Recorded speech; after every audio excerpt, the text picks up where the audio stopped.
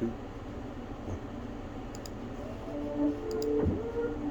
What is up, Bills Mafia and other NFL fans? This is a continuation of my video series covering the off seasons of some players. It's been a little while since I've been on, but you know what?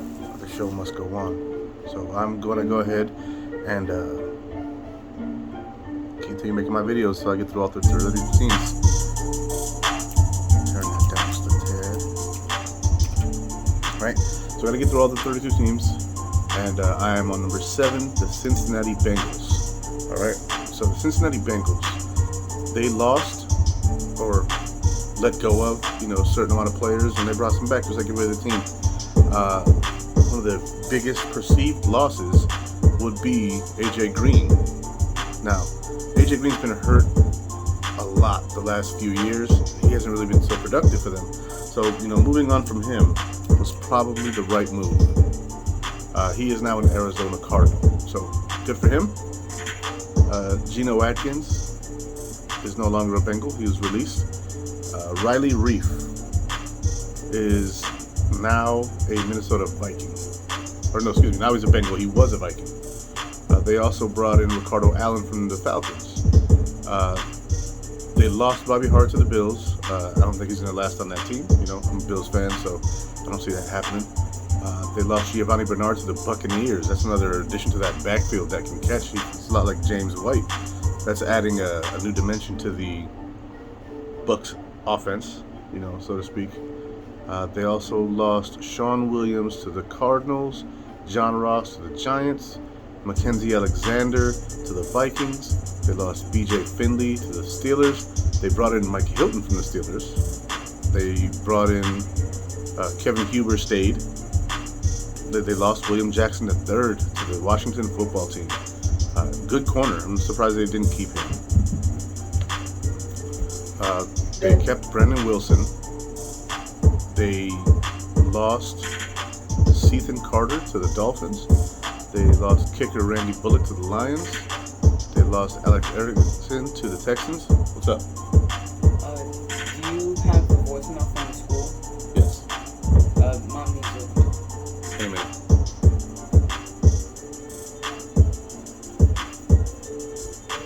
They released LaShawn Sims and Josh Bynes.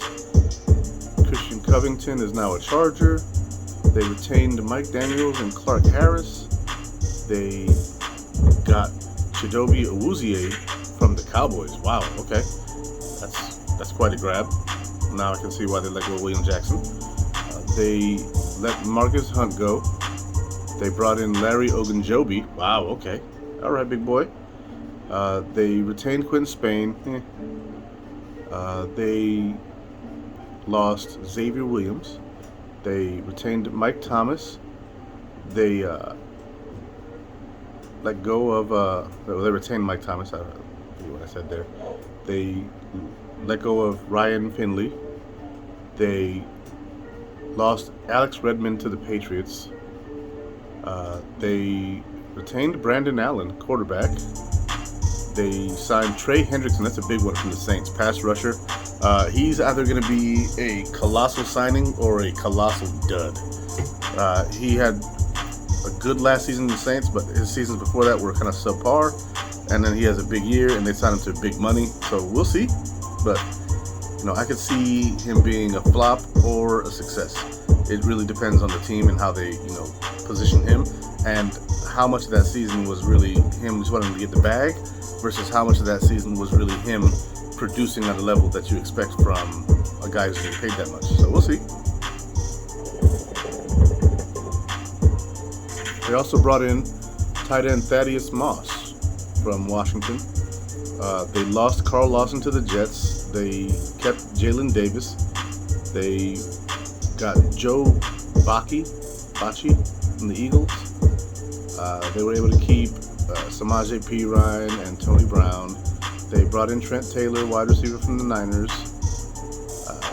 Jordan Evans stays. Amani Bledsoe stays. They released Javarius Lehman. And they lost Torrey McTyer to the Washington football team. So, some interesting moves and then some meh moves. You know, they're the Bengals right now, so they're building on the Joe Burrow thing. You know, their rebuild started last year, and the Bengals progressing, you know, through free agency was going to be few and far between because players don't necessarily want to go to a losing team. But they did get some guys, you know, that were coveted by other teams, like Trey Hendrickson. So they were able to retain some of those guys, like Chidobe Awuzie. So they were able to make some moves, you know, even though they are a perennial loser. And, you know, like my Bills a few years back, where they started to build something good, it's very possible that the Bengals are on a route to do the same thing. But they're going to have to draft smart, and they're going to have to show that they are ready to move in the right direction. Now, on to the draft, speaking of that. In round 1, big man from Oregon, Penei Sewell, was still available at 5. Right? Probably the highest rated tackle prospect in the draft, and you want to protect your quarterback.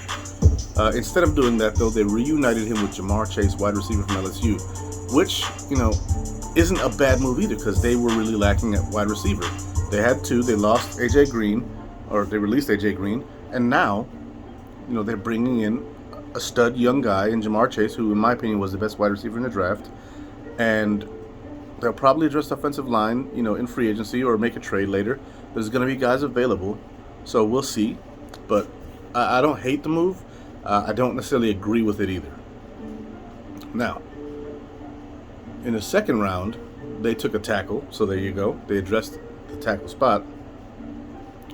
They brought in Jackson Carman, offensive tackle from Clemson. Now, Carman was a solid tackle at Clemson. I don't know if he's necessarily one of the top tackles in this draft, though. They did go after him. I did like some other guys, but you know what? If they saw this in him, then, you know, they got the guy that they wanted. So, good on them. They picked him up at number 46 in the second round, and, you know, God bless him. Hey. And in round 3, they took pass rusher Joseph Asai from Texas. Now, I really, really liked him coming out. He was one of the guys that I was hoping the Bills would take in the 3rd round, but that wasn't going to happen once we took 2 guys in round 1 and 2. You know, so Joseph Asai was a guy I was high on, you know, as a 3rd, 4th round pick. They took him in the 3rd round, early 3rd, at 69 overall. Personally, I think they overdrafted him a little bit, but you take your guy when you can get him. So if they had him there, then that's cool. I wouldn't have been mad if the Bills took him in the 2nd round either. So, I mean, these ratings of defensive players or offensive players in the draft by you know, the media may not be the same as what teams think, and if that's the case, then it's also definitely not the same as what I think. So, you know, take that with a grain of salt. No one saw JOK going in round 3 or the end of round 2. Was it early round 3 or end of round? It was end of round 2. The Browns jumped up to take him, I think it was, and you know, no one saw him lasting that long. He was a 1st round pick on everybody's board, and I guess the NFL teams thought different. And it might have been because of the heart palpitation thing or the heart condition, but, you know, JOK was on everybody's list to be a top pick in this draft, and I'm surprised he went as late as he did. But moving on, round 4, number 111 overall, Cameron Sample, defensive end, Tulane. So a lot like the Bills, they doubled up at the pass rusher position, and they signed one in Trey Hendrickson. So they may be hedging their bets with Trey Hendrickson just in case he falters, but they had Carlos Dunlap and they had Carl Lawson on this defense, and honestly, they lost those 2 guys in the last couple years, and looks like they're restocking. So good for them. You know, don't be crazy with it. You know, but definitely go get the guys you need. Go get the guys you need. That's paramount in this NFL. And then round 4 again at pick 122. God, the curse. Tyler Shelvin, defensive tackle, LSU. So they lost Geno Atkins. They drafted another guy. They draft Tyler Shelvin. And LSU produces pretty good defensive tackles. Kyle Williams for Buffalo back in the day. You know, that's another guy that, you know, I love. Wow, these boys were stacked in the 4th round. Another 4th round pick. And they took offensive tackle Deontay Smith from East Carolina. So all the spots that they were really lacking in free agency and on the team in general, they went and addressed them in the draft. So Deontay Smith, offensive tackle, East Carolina. So you probably have one who's going to start in the second round as your second round pick from Clemson, and then Deontay here is probably going to be your swing tackle if he's not your starting right tackle, which would be a little weird for a fourth round guy to jump in and be counted on to be that as of right now. They probably have a guy that they want to start on the roster as of right now, or an incumbent that they want to challenge Deontay Smith for the job, but I'm not sure. So we'll definitely see. Round 5, they went kicker, Evan McPherson from Florida. I think round 5 is a little early for a kicker unless like they're guaranteed to be a beast. But if he is, then he's gonna make me look stupid. So hey, good on him. Then round 6 at 190, they took Trey Hill, center out of Georgia. Now, I do like Trey Hill out of Georgia. He's a solid center. He just needed some time to develop, I think, in the NFL. I think that he is going to be more of a depth guy. He's not going to be a guy who takes a starting role, but I do like him as a player who can, get in there if your starter gets hurt, play guard or center probably, but he's more fitted for center. So we'll see. Maybe he does take the starting job. You never know. Sometimes these 6th, 7th round picks come in there and light your, whole damn yard on fire and take a spot. That's what you do as a 5th or 6th round pick, 7th round pick, is you go in there and you really have to win the job. If you take the job, you have to win it. So that'll be his responsibility. We'll see. Also, round 6, these guys had a lot of picks. Holy God. 202 overall, Chris Evans. Freaking Captain America over here, running back out of Michigan. They lost Giovanni Bernard, and they pick up another running back out of Michigan. And, they really, really, really need to have another guy behind Joe Mixon. Joe Mixon is a solid running back. He's a really good running back. But he's on a bad team the last couple of years. So his production has been, pretty decent, but just not the greatest. But you get him a running mate in the 6th round. And the thing is with running backs is you can draft them in any round and they'll work out. Running back is one of those positions where it's kind of a crapshoot. Like, first round guys tend to fail more than, and then late round guys, even undrafted guys like Arian Foster back in the day, end up being good players. So we'll see. All right. And then round 7, pick 235, Wyatt Hubert, defensive end, Kansas State. So they went after another young pass rusher. They closed the draft with another pass rusher, and they really saw that spot was where they're hurting. And I've already said why. Carl Lawson and Carlos Dunlap are both out of the building. So, it may behoove them to go ahead and stack up now, because this draft was full of defensive ends. Like, the talent in this draft was mostly corners, defensive ends, and offensive linemen.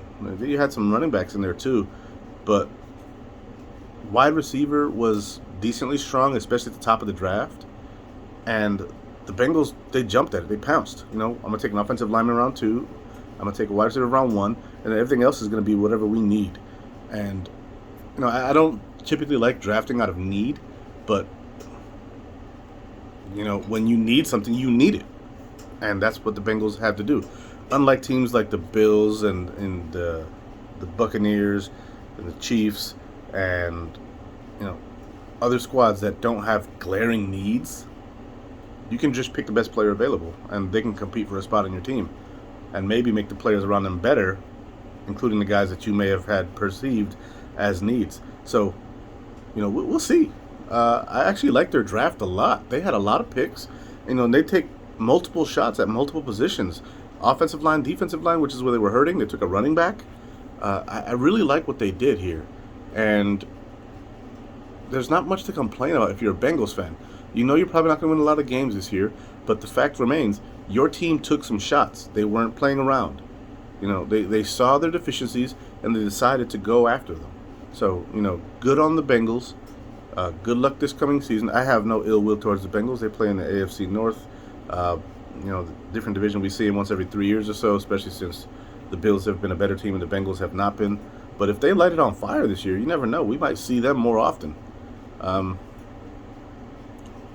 Hoping that their guys pan out. I hope all NFL players pan out, but, let's go Bills, first of all. But, nice offseason, Bengals. I commend you for the job done by the Cincinnati Bengals.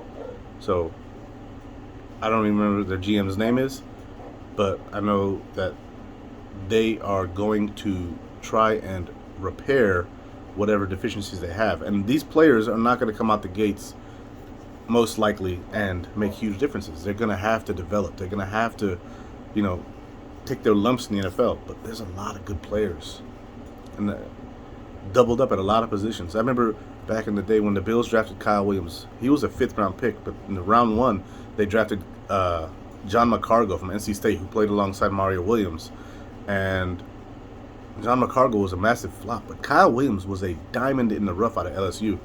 And that kind of reminds me of this Tyler Shelvin pick that the Bengals picked out of LSU, defensive tackle. Big boy, likes to move, hits hard, can't complain. So, Bengals fans, wish you luck in the season. Go Bills.